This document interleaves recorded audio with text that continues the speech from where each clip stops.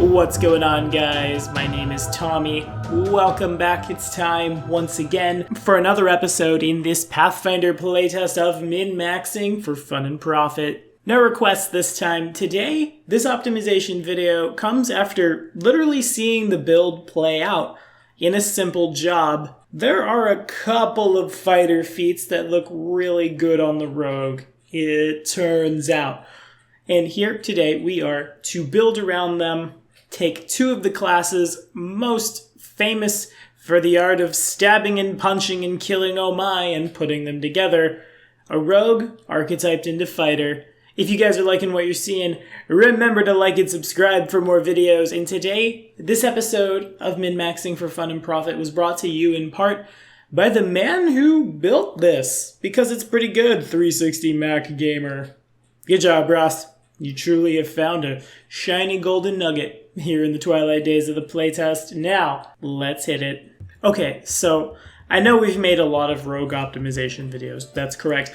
I believe in the Pathfinder playtest. Objectively speaking, the rogue is the best situated martial. There are a lot of ways to mitigate damage on the fighter, on the cleric, on the paladin, things like that. Yeah, sure. But since sneak attack damage is now just flat added to your weapon's damage and precision damage isn't like its own separate pool, sneak attack crits are explosive. And being based off your dexterity means oftentimes you'll have a higher armor class than the guy who is relying on armor to defend themselves. Bracers of armor plus high dexterity plus shield, which again, remember, is the ring of protection of the format, usually puts you right out in front of things, or at least, right out in front of things without an armor check penalty, right out in front of things while being sneaky. Really, it's just good. The shield is a little weird in this build. You guys will see why in a second. But also I feel it's still necessary given how powerful the dang thing is. But we'll talk more about that in a second. For now, let's just dive right straight into this madness. If you can't tell by the thumbnail, we are, why yes, in fact, building yet another halfling, because that race truly, in the playtest, is just so far ahead. A +2 to two of the best ability scores in this game, with a -2 to an ability score we're not using. Remember, kids, get your barbarian to do all your carrying. And since you're a 35-pound small creature, that often probably includes you for climbing up mountains and swimming in things, and their ancestry feats truly are just not to be trifled with. Now, for our rogue variant, for our racket, as they'll be calling it, in Pathfinder 2nd Edition proper, we of course want the finesse striker. We want our dexterity to damage rolls with finesse weapons as close to monostated as possible. We care about our dexterity constitution, because we're primarily running up and stabbing folks and sneaking and stuff, and we'd rather not die to damage. Wisdom, obviously important for our will saves. Intelligence, you get a lot of skill ranks. Charisma, up to you. Do you want to face with all the skill feats? And there are many that a rogue gets. One of the reasons that the rogue won out over the fighter in this video, you certainly can do what you want.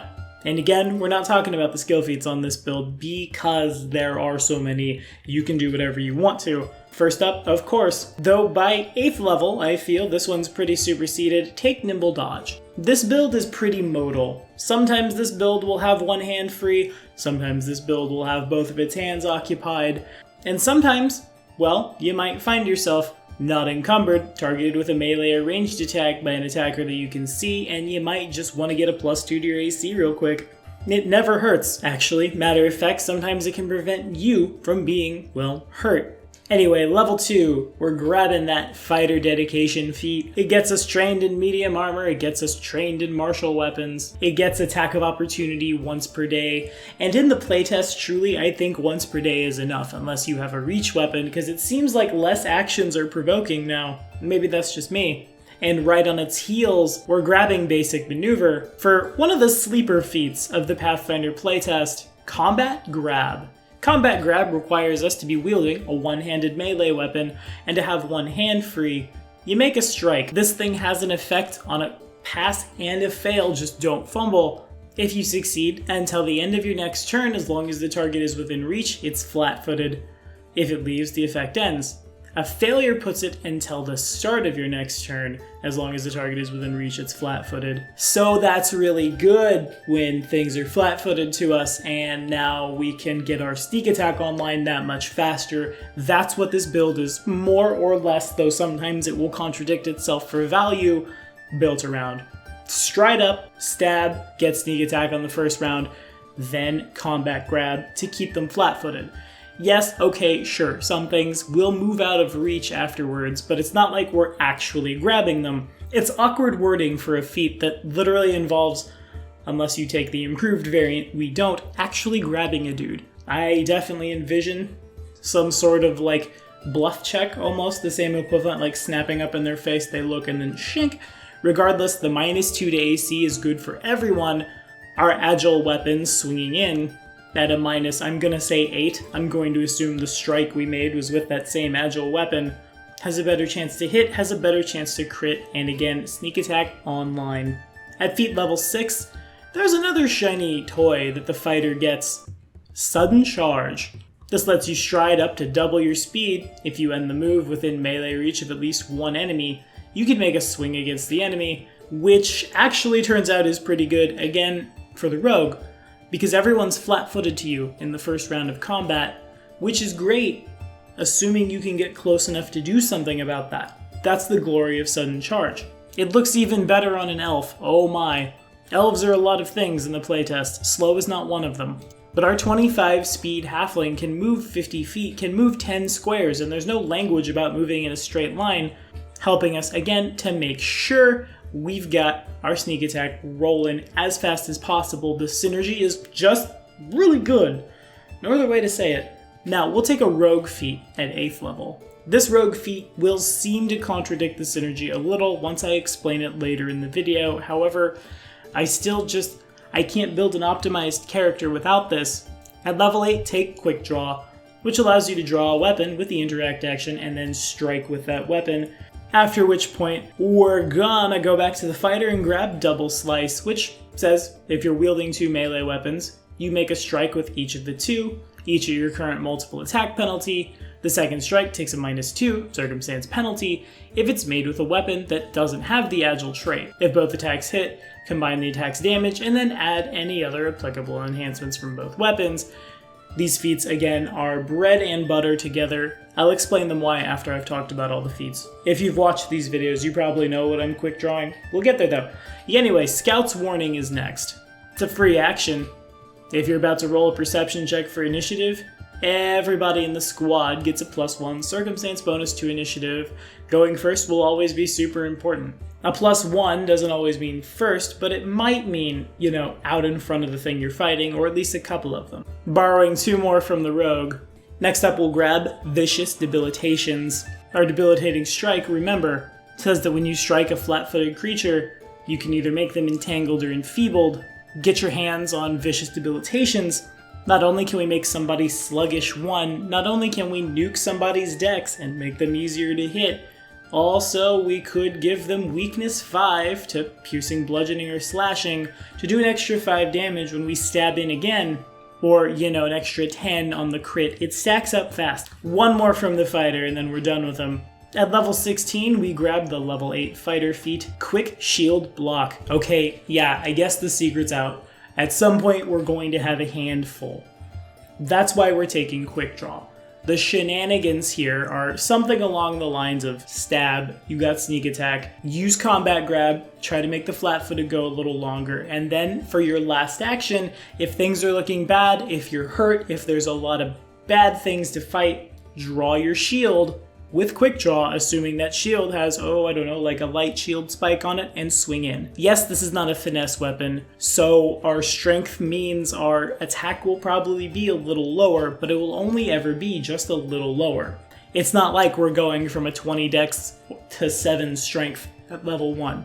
And it's not hard to buff an undesirable stat. Honestly, if you're a little not afraid of being mind-controlled, or you don't want to face, you could have an okay strength and make this work a little better. The fact that the light shield attachments all are agile means you can still get that sneak attack damage in, and again, I can't shut up about the fact that the shield is the ring of protection of this game. its ability to eat damage when it hits you can and will save your life, to say nothing of the giant bonus to AC you can get. It's weird that I haven't built a paladin yet, as much as I like shields. Next time, promise. In any case, that's also why we have double slice on this character, because we can't combat grab if we have a weapon and shield out.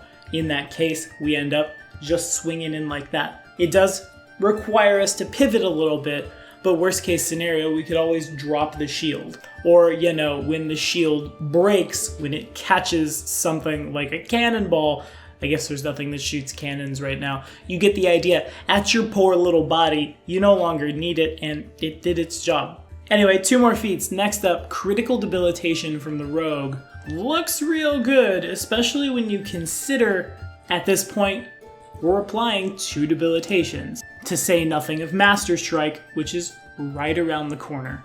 In any case, critical debilitation at the end of a fort save over your class DC will either slow them 1, slow them 2, do nothing, or paralyze until the end of your next turn, whatever it is you hit. Remember, it's more of a save or waste meta these days. That puts you on par with a lot of the control magic in the game, just right off. Sluggish and slowed 2 seems really good. Paralyzed and weak to piercing 5, also, it's just not bad. Because again, it allows more sneak attacks to go off, and they're getting less attacks while we're maintaining what we want to do. That is the art of optimized combat in this game. Now finally, at 20th level, our last feat is the 10th level fighter feat, Agile Grace.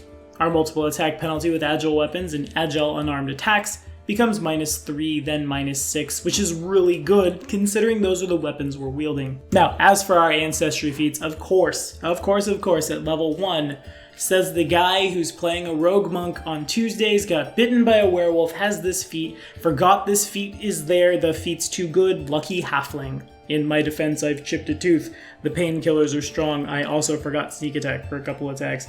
Thank you to my friends for helping me with that one. Anyway, Lucky Halfling lets you re-roll a failed skill check or save once a day as a free action. It's Big Brother at 9th level, Guiding Luck, lets that go to attack rolls and perception checks, because nothing is more OP than a vengeful RNGesus making you roll bad. This protects us. Now, our feat at 5th is going to bounce right after our general feat at 3rd. We're going to be adopted, of course, this time by goblins. Our Ancestry feats at 5th and 13th will be Weapon Familiarity followed by Frenzy for the Goblin, because the Dog Slicer's too good for a rogue to not have. The Backstabber trait is super terrifying. When you hit a flat-footed creature, the weapon deals 1 precision damage, which increases to 2 if the weapon is Master, which increases to 3 if it's Legendary, just adding on more to our sneak attack. Essentially, that says our sneak attack is 1d6 plus 1. Not bad. Or 2d6 plus 2, because critical power, it's disgusting. Of course, it's agile. Of course, it's backstabbery. We probably have it by now. It's a martial weapon. Familiarity is a prereq for Frenzy and ensures that we can get our hands on that uncommon, weirdly sharpened piece of metal. Quick honorable mention though, we definitely almost took the halfling weapon instead of the goblin weapon as our primary method of backstabbery, the Filcher's Fork. It too has the backstabber trait, it too is agile, it too is finesse, also it's deadly d6. So tack on an extra d6 when you crit with this bad boy, and it can be thrown 20 feet. However, there's 2 reasons why the Dog Slicer wins out. First off, 1d6 is certainly always better than 1d4. No other way to say it. Secondly, the critical specialization of a spear will cause somebody to be enfeebled 1, the sword. No save, flat-footed for a round, which, you know, enables what we do as a character. Filcher's Forks aren't bad. We don't necessarily have access to them unless we can buy them in the shop. It's not a bad choice for our ranged weapon, but really it's just, yet again, Pathfinder shows favoritism to the goblins. We be goblins, you be being adopted by us because we be having better weapons. Distracting Shadows at level 17 will be our last Ancestry feat because, people are probably taller than you in the party. True Seeing can't beat Grognak the Barbarian's chest as we hide behind him and then come out and stab and grab. It even rhymes. Fighter Rogue, the art of the stab and grab. Yeah, no, that's some kind of the name of the video, probably. I digress.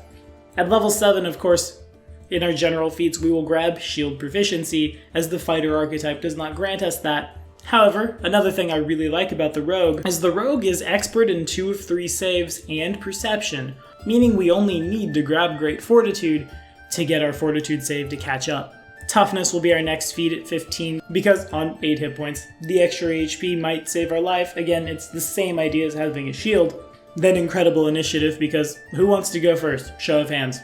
Right, that's all of us. Now, so far as our magic items go, of course, bracers of armor all the way enchanted, a super enchanted dog slicer, anklets of alacrity to get that dex up a little bit, basically are still just par for the course for this one. What you see is what you get. This build is really good at running up, doing damage, making guys flat-footed so the rest of the team can hit better, and being resilient and good at a thing while still also being modal, having an out, and when it has to go, dare I say it, into defense mode, it still can exist and has some tools to function in combat. What do you guys think? How have we used combat grab in the playtest so far? Have we played rogues? Have we played fighters? And I think I'll do a paladin next playtest video. Which sort of paladin? The defender, the redeemer, or the liberator should I build? Put it in the comments, we'll keep that conversation going. But that's all for now. Thank you guys so much for watching. Ding the bell for more. Like and subscribe for your Pathfinder 1st and 2nd edition content. Next week on Min-Maxing for Fun and Profit, we're going back to Legacy Pathfinder. We're going to do a little easier one. I realize there are a lot of more difficult items, knowledge-wise, in that game, so we're going to talk about 6 of them that are crucial for any optimized player to function. You may have heard of them before. They are known, in fact, as the Big 6. I'll see you then.